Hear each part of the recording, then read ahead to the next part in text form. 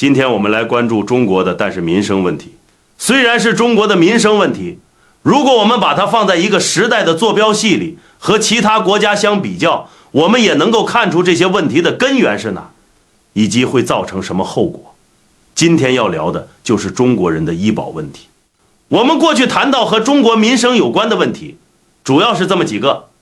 讲的最多的是养老问题，其次就是房地产问题，然后就是财政和政府债务问题。中国人的看病问题，我们之前冲击的频率是比较低的。正好从2026年开始，中国要支持医疗社会保险的省级进口这个省级任务，是第15个5年规划提出的一项任务。首先要求在第14、15期间，医保的市级任务已经完成了，所以在15期间呢，就要再升一级到省级。所以从2026年开始，中国家庭现在要面临一个变化。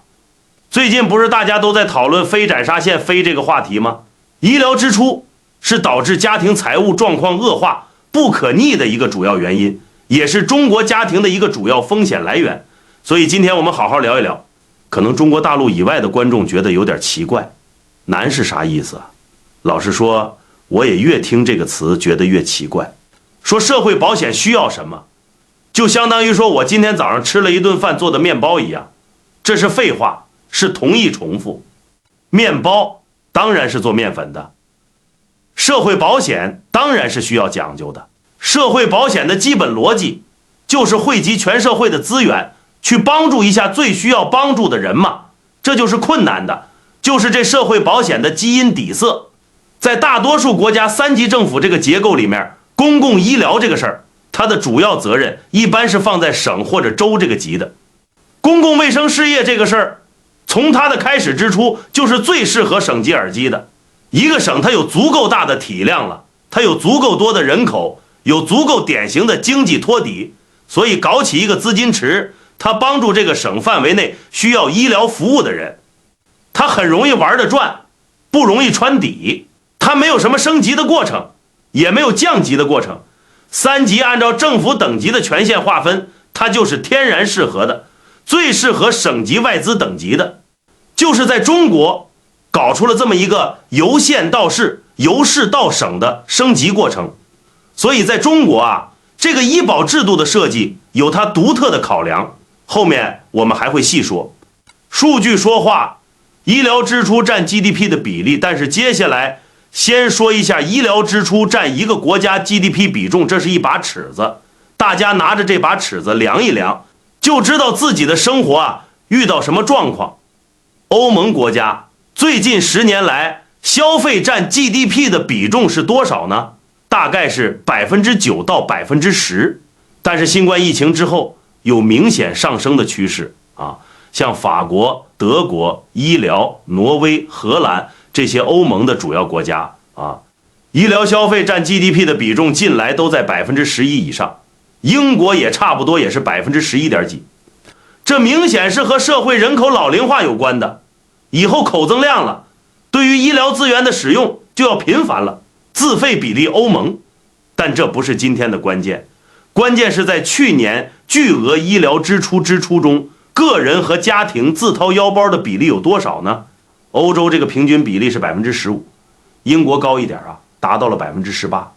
那剩下的医疗支出就是政府贴钱，或者是从覆盖全社会的强制的医疗保险支出所支付的，大约100欧元的医疗费用你自掏腰包的有10几块听起来还可以应付，是吧？但是这里请注意中国人的看病这部分，其实欧洲人还没有自掏腰包那么多。比如牙科的常规内容，给孩子带个牙箍洗牙，还有拔牙，一般中国人不把它归入看病，还有眼科的验光这一类常规内容，在中国人那里也不归入看病的内容。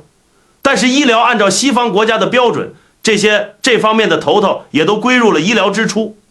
但是这些钱呢，是医保不管的，或者政府不管的，是需要你自己掏腰包的，或者是雇主给你买专门的商业保险。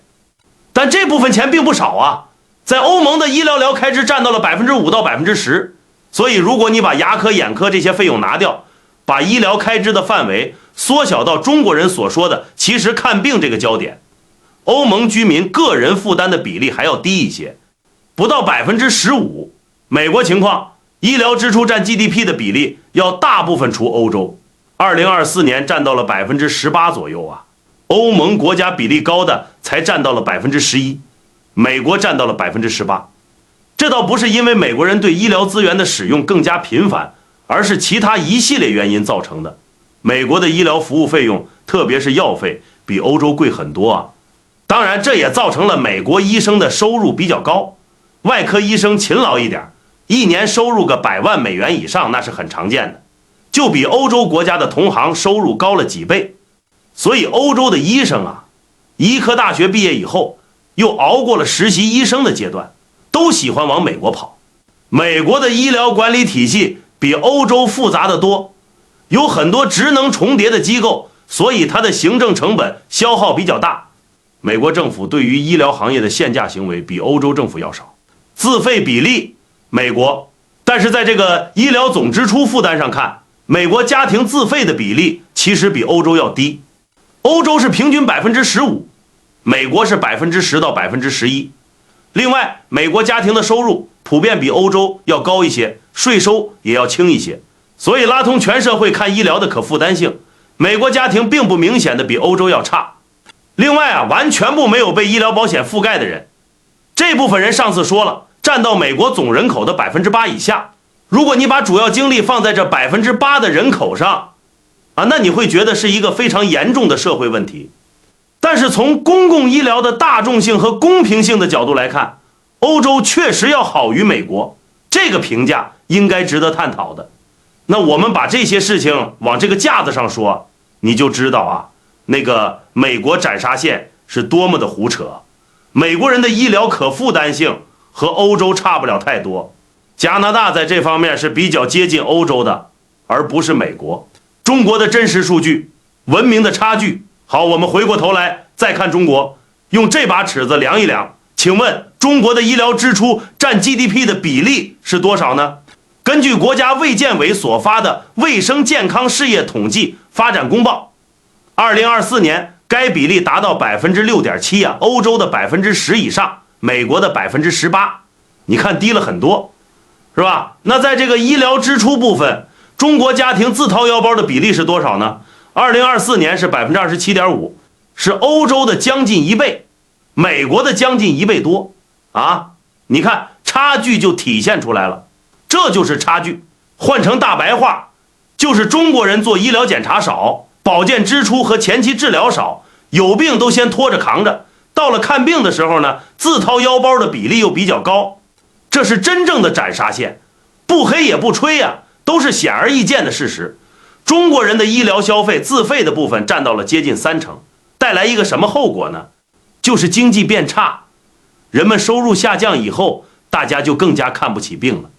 但是病这个玩意儿不是你想逃避的，医疗消费的增加，它不仅是必然的，而且是提速的。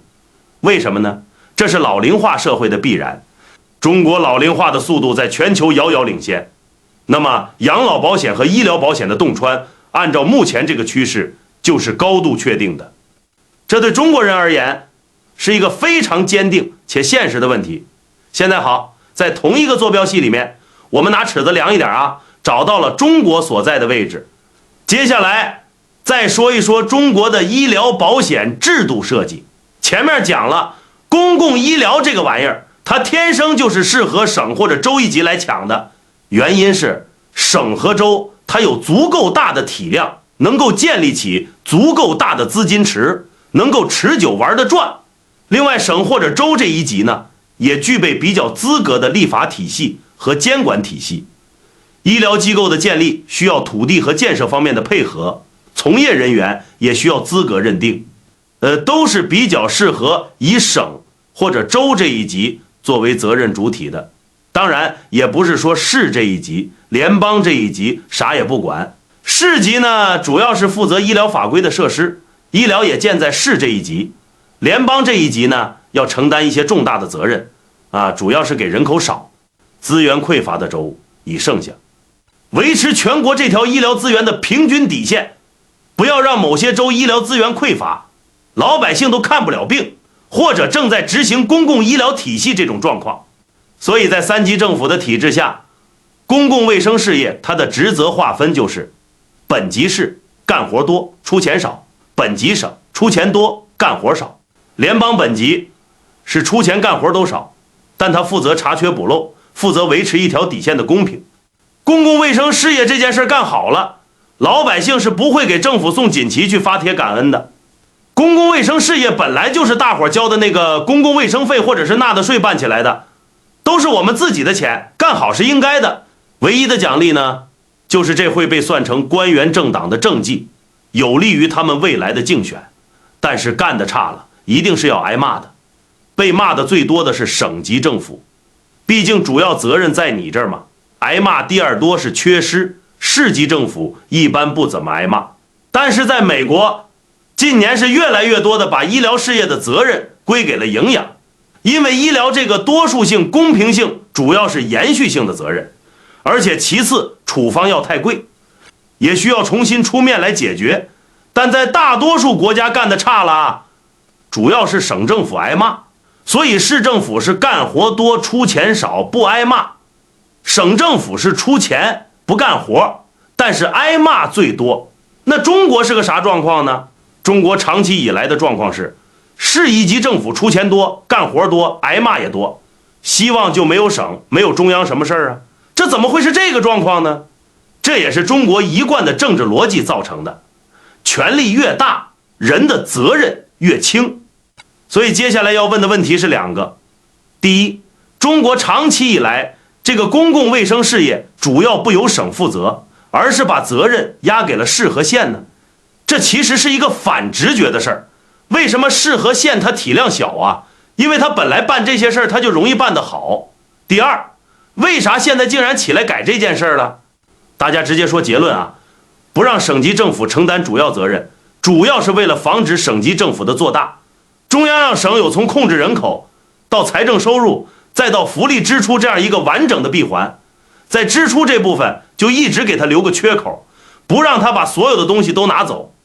就让省级政府在控制社会的能力方面一直有一部分欠缺。这是和90年代搞分税制改革放在一起考虑的，既拿走省里的收入，也拿走一部分开支的权利。市县这一级他就算闹事对抗中央他也闹不大，很容易就被镇压嘛。省这一级有足够的力量了。但接下来的问题又来了，不让省承担主要责任，市县这一级他又受累又干活，他承担起来也有困难。为啥中央不直接下场自己包圆了呢？只要你喜欢大包大揽，就你行你上呗啊！这涉及到医疗卫生事业的性质，它不是航天军工那样啊，可以搞粗设计，全国统一布局。医疗卫生这个事儿，它要高度贴近社区，而且随着人口的流动，一个地方人口的消长需求是不断在变化中的。中央确实办不了这么细的事儿。所以总结一句话，中国的医疗制度设计过去啊，不是在省这个级别失败了，是有意搞成这样的，既不让省做大，中央也不让自己背锅不挨骂。那请问谁来干活谁来挨骂呢？当然就只有市县这一级，这是制度的必然选择。古巴设计的结果就是医疗资源的在分配市级区域之间就高度不均衡。那些经济比较发达人口比较多的市级区域，医保待遇还不错，又好又老的少边穷地区呢，惨不忍睹。所以你会发现，谈到医保这件事儿，来自于中国的意见反馈非常碎片化。同样在广东，经济比较发达的珠三角地区和相对落后的粤东潮汕地区，你看医保待遇存在比较大的差距。同样在山东省济南这样的厦门和鲁西南落后地区也有很大的差异。在经济不好的时候，那些产业薄弱比较弱，工资收入比较又低的地区会最先衰落，那么社保资金这个进水管它也随之变得越来越小。然而加上人口老龄化，加上社会总体医疗消费不断上升的问题，那当然这些地方的市级医保就会首次破产。那问题又来了，现在中国人口流动也比较拥挤，好医院又都在轮椅上，小城镇的人得病了也要去正规的三甲医院看病，那怎么解决这个问题呢？这就导致了目前中国医疗管理非常繁荣和非常复杂的程序。我们举例说啊，一个户籍在广东汕尾市的患者去广州市的大医院看病，虽然没有跨省，都在广东省内，但是你得先办一个省内的异地就医备案，这一步非常，如果漏掉的话，最后你很可能会发现啊，那个医疗费用你自费的比例会很高。到了2026年，有的省份减轻了省内的异地就医备案，但另外一些省份还保留着。好，患者来到了广州的大医院，看完病之后，患者缴完这笔医疗费用，涉及他自费的比例，就可以回家了。那么广州的医院会记账，然后广州市医保局会定期把费用付给医院，那一小笔账呢，就从医院过户给了广州市医保局。接下来广东省内部有一个医保基金的重庆平台，那广州市医保局呢会向平台报备，说今晚钱实际上是在汕尾市参保的一个人花的，然后呢汕尾市医保局就会接收到星巴克平台的信息，然后把今晚的钱付给亚太平台，最后曼哈顿平台再把今晚的钱转回给广州市医保局。绕了这么一大圈儿，大伙是不是有点迷糊了呢？总之，如果你是来自汕尾市的患者啊，你最需要明确的一点是，这个医保能够给你报销多少。最重要啊，你不是听广州的，你是听汕尾的。如果有广州户籍的人看病只需要自付20%，而汕尾户籍的人自付比例也就是说是40%，那你就得付40%，而且那个起付线的标准也得跟着汕尾市走。好，解释清楚了这一点。如果发生了接下来的情况啊，就是汕尾市医保局把裤兜兜一翻，两手一拍，说啊，我这没钱了，支付无法清算平台给我的那笔账。那请问怎么办呢？要知道，在中国的医保奥克兰有非常强的刚性，如果支付不出来，那汕尾市政府财政就必须兜底儿。不管你公务员发不出工资也好啊，还是拖欠政府的供货商货款也好啊，上级不管怎样，既然你欠医保东南亚平台的钱，你汕尾市得给我填上。但是如果最后汕尾市政府就耍赖了啊，今晚有钱我就一定确定以及肯定我就上不去了，那怎么办呢？像广东省这样的大省啊，它还有一招，就是它有省级范围的社保调剂基金，可以先从这个基金里面拿出钱，但是给汕尾市政府先补上。汕尾市的领导就倒霉了啊，发生了这种事儿，你被记过、被降级、被调离，会受到这些惩罚。汕尾市的市民呢，也要倒霉。这个市医疗基金的余额不够了，那么今后报销的起付线就得提高，而且大家的自付比例恐怕也得提高。底线被洞穿以后，就只好提高底线了。这和那个漂白剂余额不够就要延迟退休年龄是一个道理。好，高潮部分来了，我们说一下最极端的情况。假设陕北市医保局横竖掏不出钱来了，广东省的医保调剂基金也见底了，也调剂上不上，这个窟窿就赤裸裸明晃晃的，谁都没用过，咋整呢？到这个时候啊，医院旁边的电子系统就会出现一个提示信息，说某个区域的结算异常呢，广州市的医院可以让在汕尾参保的病人100%自掏腰包先现金垫付，就会发生这种情况，让你垫付以后回到你的参保地找当地的医保局再报销。情况有吗？当然是有的，不会时不时的出现，只是出现的频率有多高没有具体的统计，但是对于患者来说，那就是碰上谁五雷轰顶了。离开居住地的时候你是不知道情况的。这个医保曼哈顿平台什么情况呢？它是一个后台系统，普通市民是接触不到的。你到医院的3甲医院看病，如果又事先不打听清楚情况啊，到了结账的时候才出现这个画面啊，不然你得先100%掏现金垫付，你就现场傻眼，要现场被斩杀了啊！你那个情况可比什么美国中产初中斩杀线突然间被评审惨多了。你这是斩立决啊，是瘟疫立即执行，马上就得掏钱，是秒杀的效果。为什么我们不时看到一些视频显示有病人在中国的医院情绪崩溃大爆发呢？有的就是和这有关的，这是信息差造成的斩杀。由于信息差的暗示在，以及中国的公共平台一般不发布预警，那这就造成了财政厌恶日益加重，这种情况会更加频繁的出现。你说你参保地官员会给你预警吗？说大伙儿都别去广州的三甲医院看病了。他要这么说的话，就等于说我们这个医保基金已经破产了啊，请上级把我的乌纱帽拿掉。你说会这么干吗？他当然不会了。去大医院那看病，结账的时候你破防了，傻眼了啊，那只是你个人的问题。你今天要不看文章的节目，出现这个幕你都不知道是啥原因造成的，因为医院他并不会告诉你基金汕尾市的医保出现了啥问题，他给你的理由也常常很扯淡啊，什么系统故障啊，结算延迟啊，总之你就先垫付现金，然后呢回到你的参保地找当地的医保局再去报销吧。医院只管自己把钱收到，他不负责解释你当地的医保生啥问题。就算你知道问题出在哪，你上网吐槽控告陕北市政府，把你贴山封号多容易啊！而在平台提前发布预警，说我是医保没钱了啊，然后这个消息弄成一个什么置顶的弹出窗口，那个挂1个星期，那不是让所有人都知道了吗？那就等于引起了社会恐慌。所以你破防事小啊，在政府那边是社会稳定事大，你相当于为国捐躯了吧？信息差的信号在因此坑到处都是，处处都是斩杀啊！然而还有那么多傻子跟着那个美国斩杀论的炒作跑，你说你是不是缺心眼儿啊？如果在15期间推进医保的省级紧急，那么全省统收统支，确实有助于减少上面所说的你去医院柜台结账发生意外这种情况。只要你是广东省的居民，举例来说，应该也没有医院人员告诉你啊，说你是在汕尾市参保的啊，由于什么系统故障等故障，你得先100%的掏钱垫付这种情况啊。省级呢也有助于消除地市之间那种医疗费用自负比例有断崖式差距的情况。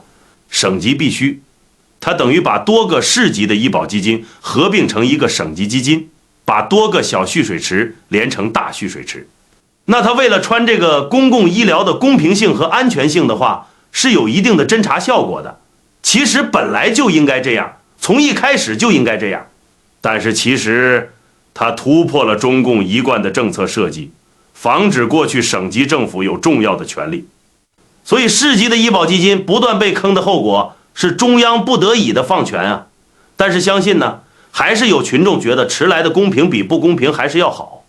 那我们接下来就看看在现有的资源配置的情况下，省级可能会带来怎样的后果。最重要的后果是它会带来系统压力。过去的公共医疗质量差距的三角尺就会从市与市之间扩大到省与省之间，未来几年可能会发生。那么经济发达人口又多的省和直辖市可能会和东北地区还有经济比较落后的中西部地区拉开差距，地域差异感被放大，穷省的人们就会不断发出强烈的感叹，同样是中国人，为什么差这么多呢？这个地域差异感啊，大家请注意，未来过去不会被缩小，而是会被放大。市与市之间的差距，由于过度过量化，信息太多，人们反而成功形成意见啊。比如同样在广东省，你觉得医疗待遇还行，我觉得差到不了，一省之内非常杂乱的印记项，声音不容易统一，那以后就好了。碎片被整合了嘛，成千个小碎片被合并成了几十个大碎片，那么人们就非常容易对标，找到自己所在的位置，就印象标记了。这样印象一响，声音就会被放大，这个地域差异感呢也会随之被放大。如果你正好住在那些医保待遇不好、经济后面比较好的地区，这个不公平的感受会加强。医疗资源的挤兑，另外在几年之内，中国的医疗行业内部也出现了比较大的动荡。这个市与市之间医保基金的重庆壁垒被拆除了吗？这样患者们就更放心了，用公共交通的医疗资源去医院看病，从而会对消防的医疗资源造成挤兑。那么市县一级的医疗机构就会出现更加严重的人才流失和投入不足的情况，医疗体系资源配置不均的情况也更加严重啊。随之带来新的矛盾啊，公共资源被挤兑，也很容易让当地的人产生排外情绪。我们主要还是从权力的结构角度来看啊，省与省之间的差距被拉大，那么中央没法像以前那样既不管事儿也不挨骂了。财力比较差的那些省份呢，会要求中央更加主动介入，把省与省之间的这个财政沟给填上啊，你就得给我更多的转移支付，给我兜底。经济比较好的省呢，同时要求更完整的自治权。既然这个医保我已经实现了省内的困难，而且我管得还不错，那么其他的社会保险还有教育等等事业我也一起管起来吧。而且省一级政府他会非常意识到利用这种竞争优势，就是医保比较好的省，同时它提供更好的安全感嘛，所以对人才来说也有比较强的吸引力。那样的话，中共就必须给予要省完整的自治权的压力。另外，像长江三角洲及其辐射地带、珠江三角洲及其辐射地带啊，拥有比较封闭的产业资源和产业链的这样的环境，这些省份之间也都非常自觉地采取相近的社会政策保障，创建区域性的经济联盟啊，比如医保一致标准、跨省结算等等啊，这样有助于提高这个地区的整体经济活力。那么这样的话，碎片就会被进一步简化，由几十块再被简化成几大块。要知道，中国未来分裂的风险不是来自于地区间的碎片化，而是来自于经过优化以后的碎片化。今年的冬天很冷啊，年终岁末通常是我们总结和展望的一年。后几个月，中国经济的萧条出现了一个明显的统一，就是萧条开始于国有企业这个圈子里散发了。萧条它传播的方式呢，通常是先从那样的市场约定大啊，同时又是重资产、重保管的行业开始的。在中国2022年以后，那当然就是房地产行业先开始抽风啊，他们一个接的倒下，然后就顺着供应链向上游，也一个接一个的企业倒下，开始阵亡的当然都是民营企业，然后就开始波及到国有企业了。此前国有企业也出现了最后耗发不出工资劳资的情况。2025年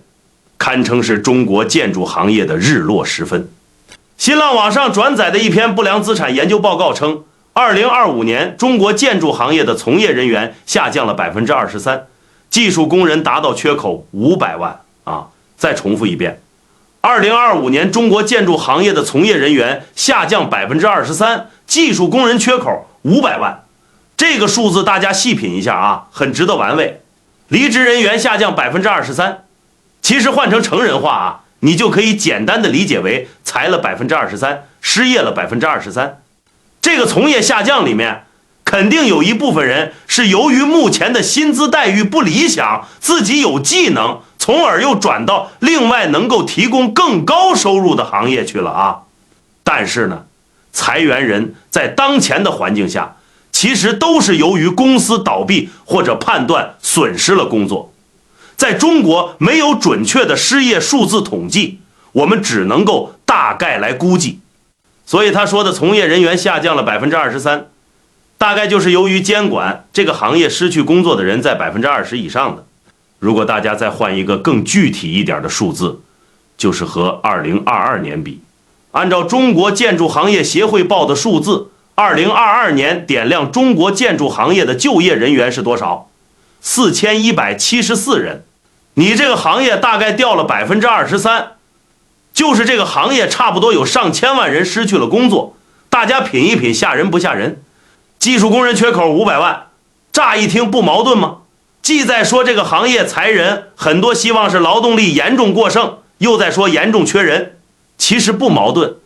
这个现象预示着建筑行业的暂时出现严重的结构性问题。我们看到的图景是小包工头在迅速消失，那么那些简单的可替代的体力工作机会正在迅速被侵权。然而另外2名大型承包商，省市一级的建筑公司，他们保管严重啊，回款又困难，他们是需要有技术人才储备的，但他们手上没钱，不敢养人，也不敢留人，所以技术工人同时也大量流失。从理论上来讲，在建的工程要收尾啊，已经建的工程有维修的需要，就是需要这些技术工人的。但是技术工人同样在大量失业，这就涉及到一个非常可怕的后果，就是中国的建筑行业不仅失业严重了，而且它的品质倒退得很厉害，技术工人都流失了，还上哪儿找品质去呢？那么那些在建还没有毁掉的工程，可能长期烂尾，或者是虽然毁灭了，也是粗制滥造，烂尾楼的苦主们的哭了。房屋消耗与安全威胁另外一个很大的预见，也是相当致命的，就是大家都还记得11月份香港发生的鸿福苑火灾吧？鸿福苑是1983年建成的楼宇公寓大楼，一般投入使用20年后，就到了它人口的拐点，往后就进入维修的密集期了。像北美这种常见的独立屋、独立式住宅，中文称独立别墅，它和那个大楼的概念不一样。独栋别墅呢，它的框架是木结构的，除了地基还有地下室会用到水泥混凝土以外，一般用不到防腐水泥。它的木框架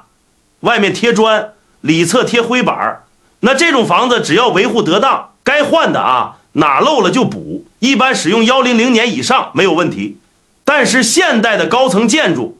它有独特的力学结构问题，而且这些小型独栋别墅不是一个概念，就不太久。但是只要建筑材料的质量没有问题，施工又是严格按照设计进行的，通常这些建筑呢也能挺个50年不出大问题。然而过了20年以后，它的一些部分就开始陆续出现问题了，像外墙立面、防水问题、衬垫问题、电力系统。那经过了这么多年的使用，首先要修小补，换个阀门、补个洞什么的，涉及到整体的更换了。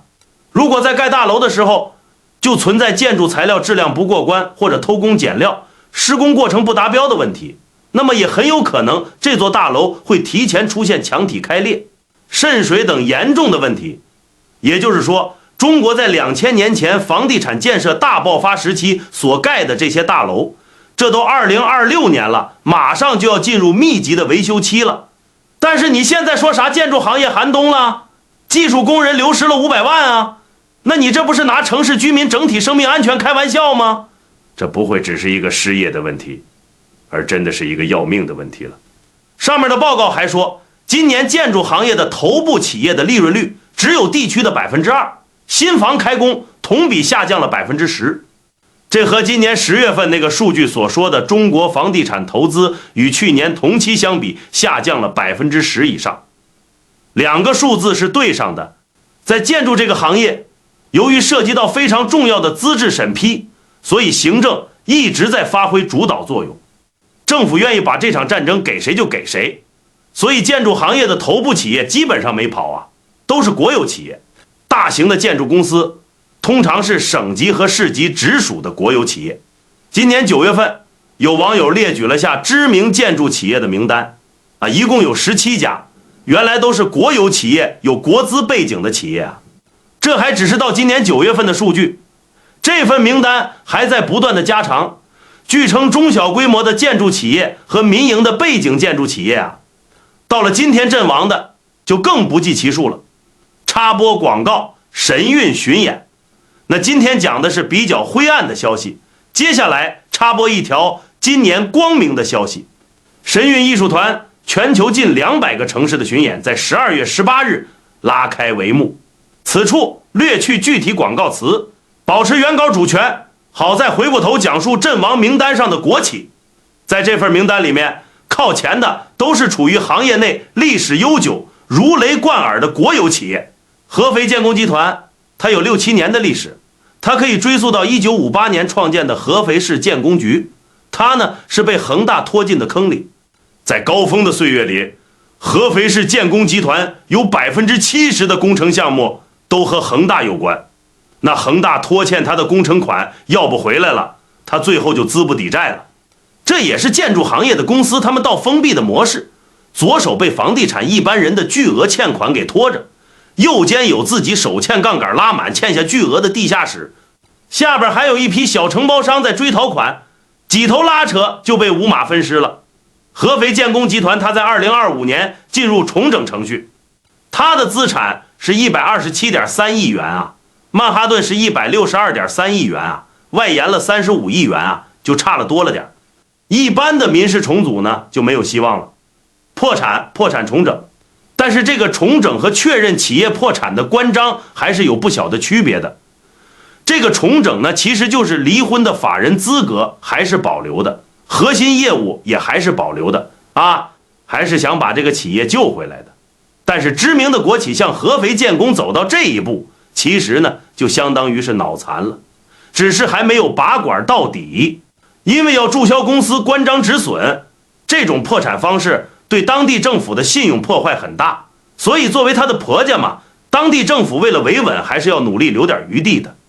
江苏建工集团它是建筑工程总承包的特优资质啊，是一家行业分会，同时呢还有参加过奥运场馆建设的光辉历史，曾经的职工人数接近9000人，不仅在一线施工有施工的力量，在技术人才储备方面也是行业标杆兵。但是你去查一查这个企查查，大家一猜他现在还剩多少人啊？参保人数91人，最下高峰时刻的1%，大家都去了解了这个冬天的意义吧。江苏建工集团呢也被拖进了流动性黑洞里面，他所承建的工程里面啊，自己垫款的比例占到了工程总价的30%。你要这么款算的话，那基本上工程头期都是他自个儿掏钱在倒贴的。这说明什么问题呢？说明早在建筑行业暴雷之前，行业生态就已经相当不健康了。这个项目的稀缺和产能过剩之间的矛盾呢，就已经相当严重了。其实建筑公司们自己已经卷得很厉害了，那么江苏建工们他们就去哪儿去筹错流？那当然只有借债了。于是巨额工程款被杠杆拖欠啊，加上上高杠杆率，就成了行业的标配了。这两个东西就像合在一起的两股绞索，把这些建筑公司们给勒死了。导致江苏建工阵亡的直接原因就是恒大一家拖欠了他上百亿的工程款啊。说起来恒大也真是一个害人精啊，在省级建筑公司里面被他害的有好几家。那最终呢，江苏建工是没有办法应对债务的。2024年进入了重组的计划。西安建工集团它是西北地区第一家拥有房屋建设和市政双特级资质的建筑企业，承建了西安地铁工程。然而就这么一个浓眉大眼的革命典型，现在也阵亡了。2025年宣布债务违约，但他暂时还没有走到那一步。据说他某一些分公司的评审率达到80%以上啊，离那一步也远了。西安建工集团它之所以进坑，是因为它主要和绿地集团绑定了，绿地集团拖欠的工程款拖垮了，暴雷模式和上面介绍的同样，这里就不重复了。上海建工集团2025年10月份它火了，它有一个发明创造，它下属的第一个工程公司创造了飞西岗飞这个概念，就是休息的息，岗位的岗。什么呢？因为公司文件的定义就是员工和公司的劳动关系依然存续，但是由于公司原因暂时没有办法提供岗位，所以员工就回家休息待岗的，那怎么办呢？直接辞退了事儿。那是因为在西岗期间啊，基本上就是1年只发基本工资，如果1年以后仍然没有新的项目，或者说老项目回款，公司在把你辞退的时候呢，对你赔偿的基数就降下来了啊。到时候员工公司就算赔你1个+1，也其实没有几个钱，就这么一盘算。上海建工这个瓜比较大，它是一家非常完善的老资格上市公司，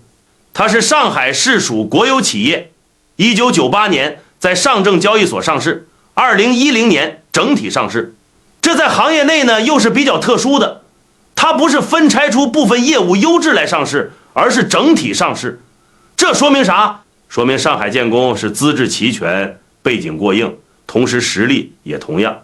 不过现在连它离阵也远了啊。上海建工现在还暂时没有宣布债务违约，还不好说就阵亡了。它是由于那种评判的方式特别引人关注，体现了独特的创造力。上海建工应该是还没有进临终期关心病房的病人啊，好歹呢是有上海市政府在后方支撑，所以其他同行他应该能够多撑一阵。其他名单上还有广西建工、天津建工、南通一建和3建、河南国际建设集团，这里就不一一列举了。省级建筑公司啊，通常一个省就一个道了，有的造成城市命名的，但其实它是省级公司。就像前面提到的西安建工集团，它是陕西省直属的国有独资企业。那这样的公司在中国其实大约100家以内，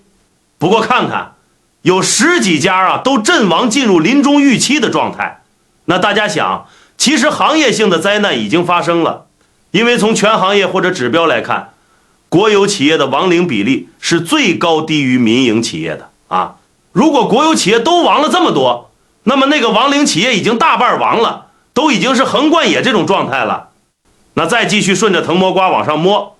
比省级建筑公司更高级的还有建筑行业的央企，比如中建集团、中国建筑集团有限公司、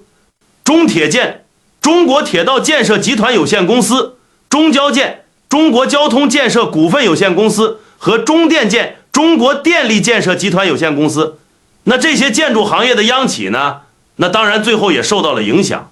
只不过他们大概率会被饿瘦，而不是被饿死。他们所从事的工程项目和省级以下的建筑公司不一样，因为省级以下的建筑公司，他们主要从事国内的他们的商住房建设，还有市政建设，受到市场需求的影响更大，而他们的刚性的联系更加紧密。而这些建筑行业的央企呢，他们和基一般缺乏直接的联系。建筑央企他们主要从事的是基础设施层面的建设，什么铁路、交通干线、水坝，还有一带一路的大型工程等等。他们的债务也越来越有中央的直接兜底。只是呢，随着这个固定资产投资越来越凉，这些央企的日子也越来越简单。他们的饭碗呢，只不过比其他建筑公司的饭碗要差一些。直接说啊，这些省级以下的建筑公司纷纷倒闭，必然导致财政的更加严峻，雪上加霜。这些倒闭的国有企业，他们的员工基本工资和社保会成为财政的额外负担，从而加重地方财政的负担。这是我们在年末展望来年情况的时候要预见到经济的问题。今天要讲的另外一个领域是金融，需要关注的现象是，中国的中小型银行、那些城市商业银行和农村商业银行的数量正在加速减少。2024年末，中国银行业金融法人的数量是4295家，这个数字临2023年底的4490家减少了195家。2025年照明，这个数字再回升了225家。今年前6个月的数字减少就超过了去年同期。2025年全年指数，中国的银行减少了多少家呢？目前还没有准确的数字，估计是400-500家。那这些被减下去的银行类金融机构，基本上都是中小型的城市商业银行和农村商业银行。请问他们去哪儿了呢？被更大型的银行给合并了，目的是体量啊，增加抗增量，把这些小银行的不良贷款给标记掉。如果有反消息传出来，储户都跑去银行柜台挤提了，那这些小银行2-3天就被干爆了啊，流动性就疲惫了。大银行当然它流动性能够支撑的时间长得多，那储户信心也强了，有大银行接盘了，觉得自己的存款安全了，可能压根儿不会挤提了。他想达到这样的效果。那进一步读懂这些数字呢，其实啊，我们可以把这些被大银行合并的小银行算作已经事实破产了。2024年减少了195家，2025年我们股票减少了450家，那么以2023年的4490家为参照，做个简单的除法。然而2024年以后，中国已经有14%到15%的银行事实已经破产了。再重复一遍，从2024年以后，中国已经有14%到15%的银行事实已经破产了。大家能够了解这个寒冬凛冽的意义吧？对历史索引，如果对标一下历史，当前中国银行业的情况差不多相当于美国大萧条时期1930年至1931年这2年啊。美国的那些地方小银行倒闭和暂停营业的加起来有3000多家。1932年到1933年是美国银行系统性危机的高峰，那2年有5000多家银行遭遇困难，所以对标的话其实就是美国那时候。但如果以1997年亚洲金融危机为参照的话，那现在中国银行业的状况实际上是韩国1997年底的情况。中国银行业的管制控制程度啊，那当然是1929年美国银行业那种完全自由散漫的状况是没有办法比的，而且比韩国的干预还要强得多。所以呢，中共现在把那些经营不善的小银行吸收并入大银行，在严格的控制消息发布之后，那社会就会不知道这些小农商行和城商行资不抵债严重到了完全程度。这些手段一起上，那是能够一定程度延缓金融危机的爆发啊。所以呢，有那么多银行倒闭。我们虽然还看不到1931年美国和1997年底韩国的那种状况，危机根源地方债的变种，但大银行在悄悄吸收了这些小银行的同时，也吸收了他们的风险。中国的城市商业银行和农村商业银行，请问他们的风险主要在哪儿呢？主要不是靠什么经营管理的知识匮乏，主要依靠无内部监管。那这和中国目前的体制有关。这些中小城市商业银行、农村商业银行，他们的发起人是谁呀？主要是当地的政府和企业，那他们就非常容易受到当地政府意志的左右。大银行呢，是有从城市行到省行到总行的内部监督管。那么市级以下的政府对这些大银行的市分行影响力就有限，而这些地方的城商行、农商行，他就没有系统里面上面那位婆家，他就只能是低眉顺眼的小媳妇儿，他就只能听喝的份儿啊。当地官员让他干啥，他就得干啥。所以他们放出的不良贷款，通常都和当地的建设项目有关。市级以下政府要大拆大建，找不到处钱，就指令当地的城商行、农商行给他放贷。那么呢，这些金融机构就成了当地官员的提款机。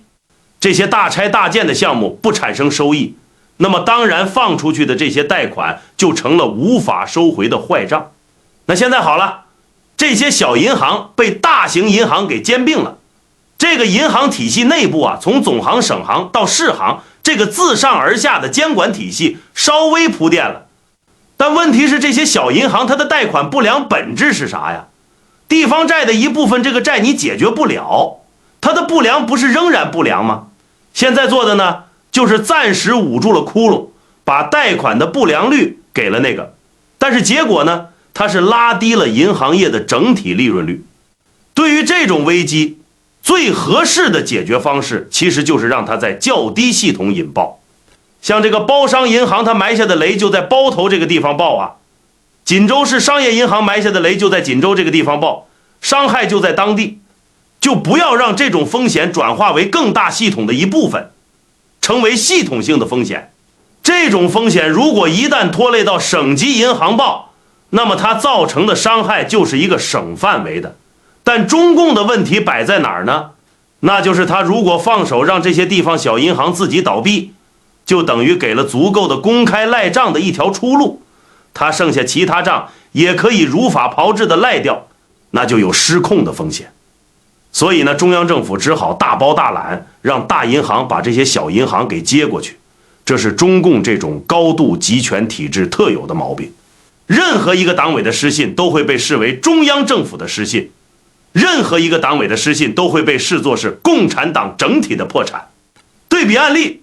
底特律其他国家中央和地方分权的体制下不存在这个问题。在联邦议长执政和庆祝，州议长执政的很可能是共产党，当时领导的有可能是无党派人士。那么一个城市的财政暴雷存在，它的影响就很有限啊。这个城市的财政正破产，收入没有办法突然出现债务，他没有想到指责悔改欺骗了全国人民。你这个城市破产就破产完了呗，破产以后怎么办呢？当地的警察、消防、市政服务就往下砍啊。你这个碰见有案件打电话叫警察，警察老也来，那没办法，警察就很少嘛。他出勤能够顾及到你这儿的可能性就低。这个交通灯坏了，这个公路烂了，就等它烂着没钱修啊，以后有钱了再说。以及市政府要评判要瘦身，更多的事情要背给私人公司出发了。市政府税收员工的工资也得往下砍啊，那没办法，市政府没钱了嘛。再引进一个资产管理团队提出方案政府怎样增收支，再和债权人协商，最后收支平衡。你看底特律市就是这么干的嘛。但中国不具备这样的条件，一系列胡乱造作以后，就把风险向上一级甩锅。那上级呢，只好让大银行接管了。这些问题丛生的城商行和农商行，它其实是地方债和其他一种症状出来证明。暴雷的那些城商行和农商行，比如包商银行、锦州银行还有村镇银行，那为什么得到了早期广泛关注呢？那是因为他们的雷报的比较早，有特色，宣传部门还没有得到指示该怎么样处理这些消息。那后来指令下来了啊，于是又进入了信息的黑箱状态。其他的中小城商行和农商行可能比这几个还烂呢，只不过有消息接不出来而已。从2024年到2025年的小银行数量减少明显于600家这个事实来看，这场危机还在深化。那些已经濒临破产和处于濒临破产的国有企业，是我们现在展望来年中国经济的时候特别需要的警示信号。那今天讲的主题是比较烧脑啊，希望我已经讲明白了。如果有观众朋友还是觉得没听明白，唯一的解决办法就是多看2遍。今天的话题就聊到这里，谢谢大家啊。